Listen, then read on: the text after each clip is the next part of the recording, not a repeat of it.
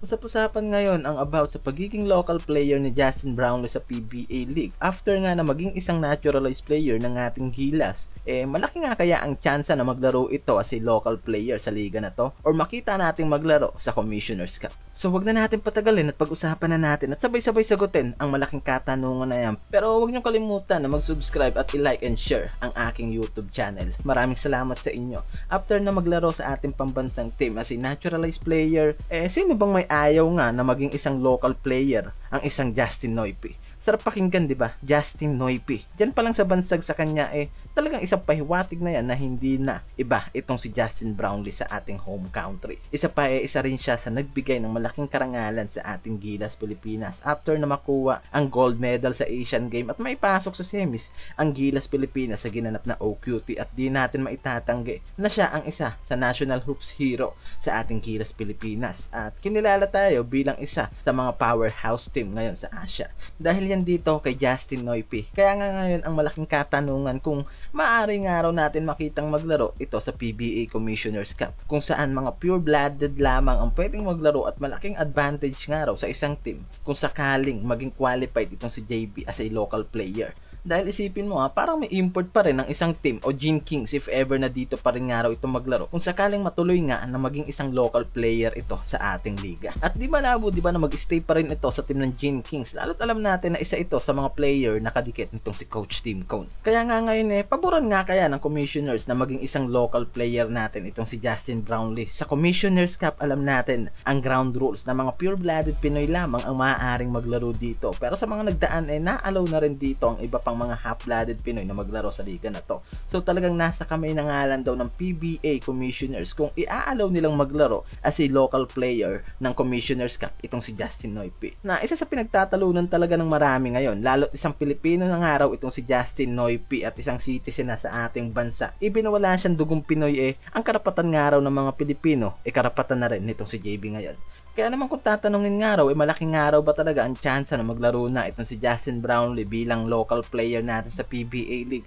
Ang sagot is definitely yes. And it's getting better ngayon ang balita na yan dahil maraming mga fans ang nag-aantay talaga ng sagot na yan. Ayon nga dito maaaring maging local player na itong si JB pero ang pagitan nga raw ngayon ng government na nag-aproba nga raw sa pagiging naturalized player ng JB may gap sa pagitan ng PBA commissioners na hindi natin alam kung iaalaw nga raw ng commissioners na maglaro itong si JB bilang isang local player sa PBA.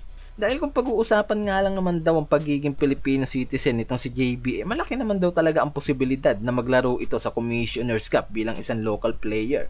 Pero yan din ang hindi mapagkasunduan ngayon sa pagitan ng PBA at Philippine government. Dahil siguradong malaking pagbabago nga raw ang mangyayari sa oras na maaprubahan ang bagay na to na maglaro bilang local player itong naturalized natin na si JB. At siguradong maraming mga teams ang kukuha na rin panigurado at magna-naturalize na mga import tulad ng nangyari ngayon kay Benny Boatwright na under process na rin ang citizenship at pwede nga raw kaya itong maglaro din bilang isang local player sa oras na maaprubahan na nga raw ang pagiging citizen nito. At isa pa sa pinakadahilan nga raw kung bakit hindi pa maaaring maglaro bilang local player itong si JB dahil hindi pa binibigay ng Barangay Ginebra ang dispersal draft nito dahil ngayon nga naglalaro pa ito bilang isang import ng team na to at isa nga ngayon ang bagay na yan na under process pa lamang ngayon. At magandang sa inyo na kung sakaling maging isang local player nga raw itong si JB sa susunod na Commissioner's Cup magkakaroon na nga raw ng matchup itong si JMF sa Commissioner's Cup dahil alam natin na si Justin Brownlee lang ngayon ang pwedeng makapigil sa pagiging dominante nitong si Fajardo sa SMB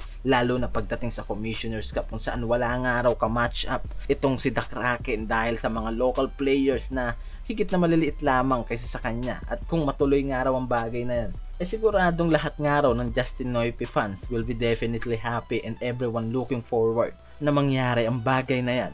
At dito nga itatapusin ko na ang topic na to and sana ay nag-enjoy at nasagot ko ang isa sa pinakausap-usapan ngayon sa liga ng PBA, ang pagiging local player ng ating naturalized player na si Justin Noype. At kung isa ka sa fanatiko ng liga ng PBA at iba pang mga teams and even players, mag-comment down ka na at patuloy na suportahan at i-share ang aking YouTube channel. Maraming salamat sa inyo mga kuys. Peace out.